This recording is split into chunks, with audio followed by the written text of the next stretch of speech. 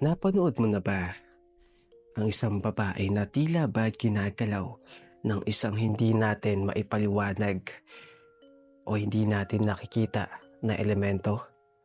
Gaya nito. O ang isang babae na biglang tinulak papasok sa kanyang kwarto nang hindi rin natin maipaliwanag at makita na elemento.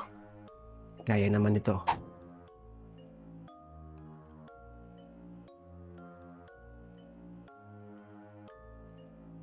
Ang mga yan at iba pang mga paranormal video na ipapakita natin sa araw na ito. Ngayon, at ano nga ba ang mga nangyayari? Bakit nga ba ito nangyari? At paano nga ba ito maipapaliwanag ng siyensya? Tara, panoorin natin ang mga video ito mga kaparing. Pero bago lahat ng yon, huwag kalimutan na mag-like at mag-subscribe sa ating YouTube channel para sa iba pang mga paranormal video na i-upload natin. Sa unang bahagi ng video ay tila isang normal na biruan ng magkakaibigan. Isang lalaki nga ang balak sanang kuhanan ng video sa kung ano nga ba ang ginagawa ng kanyang kaibigan sa baba. Pero sa hindi inaasahan ay meron pala siyang makukunan na kakaiba at misteryo. Panoorin natin ang video.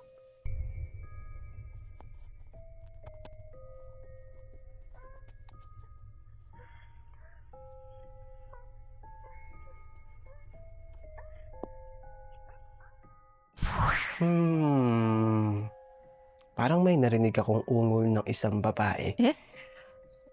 Siguro yun yung babaeng parang nasasaktan, parang broken hearted, kaya umiiyak. Tapos siguro may mga pagkakataon sigurong may alam ko na. Siguro nanonood yun ng drama. Tapos yung babae is umiiyak. Alam niyo na, minsan ang iyak may kasamang ungol. What? Ewan, yun na yun siguro.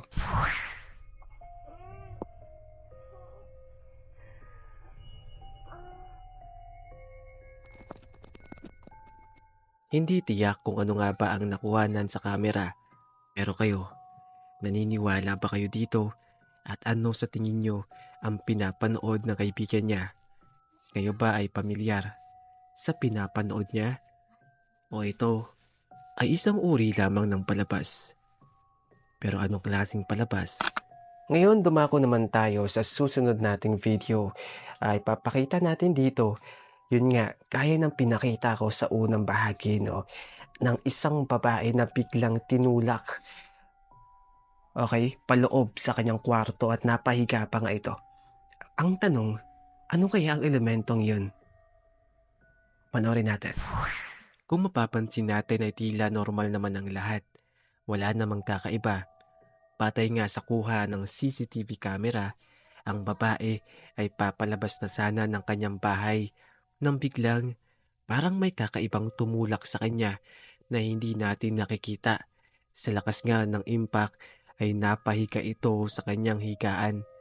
Pero anong klase yon? Isa ba yung uri ng multo, bad spirit, o isang klase ng demonyo? At tila ba may ginagawa ito sa isang babae na hindi natin pwedeng malaman, lalo na kung ikaw ay nasa edad bata pa lamang. Pero kayo nang bahalang humusga kung ano nga ba ang tumulak na kakaiba sa babaeng ito. Hindi buo yung video na yun mga kaparing, pero ang pagkakaalam ko meron pa yung part na yan sa video kung saan parang ginagahasa yung babae ng kung sino na hindi nakikita. No, para bang merong gustong magsamantala sa kanya pero hindi niya nakikita kung sino man yun. Ewan ko ba, isa ba yung elemento o isa ba yung demonyo o isang klase ng masamang spirito? Kayo, anong sa tingin nyo mga kaparing? Ngayon dumako tayo sa susunod na bahagi ng ating video. Makikita natin na nag-iwan ng kamera ang isang tao sa harap mismo ng cabinet para sana i-record kung ano nga ba ang mga magpapakita o mga bagay na mararamdaman o makikita ng kamera para malaman o gawing ebidensya na ang paranormal ay may katotohanan at ang mga evil spirit ay nag-e-exist. Pagmastang maigi mga kaparing, sa una ay tila normal ang lahat hanggang sa makikita na lamang na biglang may lumabas at ito, gumapang siya at tila ba tumingin pa sa camera. Hindi ko alam kung anong klase yun, kung anong klaseng halimaw o elemento yun. Pero parang napanood ko na to.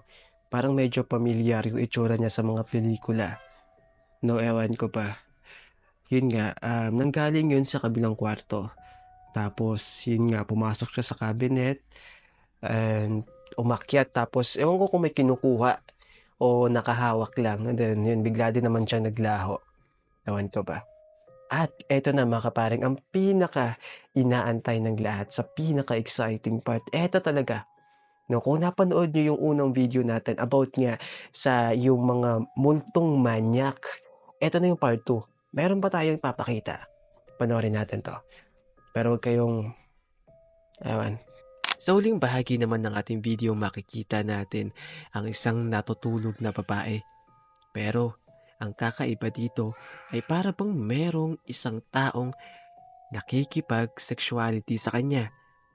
O in terms, para bang may gustong makipagtalik sa babaeng ito, pero isa siyang multo o isang demonyo, hindi natin may paliwanag. Naramdaman ng babae pero patuloy siya sa pagtulog, pero patuloy pa rin sa ginagawa ang hindi natin nakikita. Pero isa lang ang sigurado, ito ay multo o demonyo na manyak o bastos. Kayo nang bahalang umusga mga kaparing. Hindi ko alam kung uma-acting lang ba yung babae o meron talaga na gusto siyang galawin na isang demonyo o isang evil spirit o isang elemento. Ewan ko ba, no? Parang parang napaka-imposible naman na kung totoo man to ibig sabihin ng itong kung sino man yun, sabihin na natin isang multo, malamang, no? Malamang sa malamang ay manyak yun nung nabubuhay pa. Tapos nung namatay, ayun, kung sino-sino lang yung ginagalaw niya, kung sinong mapagtripan, makita. Ang problema, hindi niya pwedeng galawin. 'Di ba? Hanggang ano na lang siya kasi kaluluwa na lang siya. Pero kayong bahala mga kaparing humusga kung totoo nga ba yung nasa video o ito ay isang pagpapanggap lamang. Dumako tayo sa huling bahagi ng ating video. Ewan, eto medyo sa part na to, medyo nakakadiri to. Kaya kung kumakain kayo, huwag nyo nang panoorin. Pero panoorin nyo pa rin, sayang naman. Eto, dumako tayo. Dumako naman tayo sa susunod na bahagi ng ating video. Makikita natin ang isang hindi natin may paliwanag o hindi natin may explain ng maayos pero lamang loob ng tao na nakakabit sa isang puno. Ewan ko ba, anong klase ba to?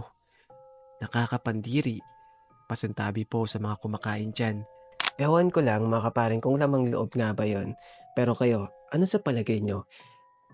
Kung sa atin pa yan nangyari, malamang iisipin ng iba na ang may gawa ay aswang.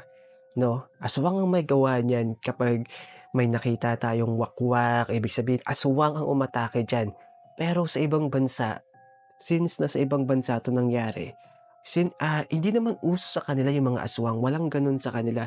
Siguro merong ibang version pero walang gano'n, 'no? Ano kaya sa palagay niyo?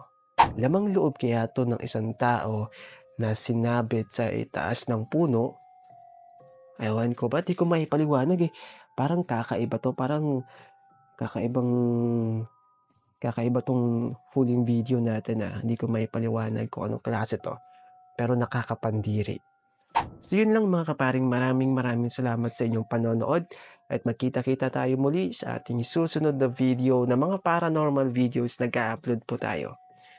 Bye-bye. Pero wag kalimutan na mag-like at mag-subscribe.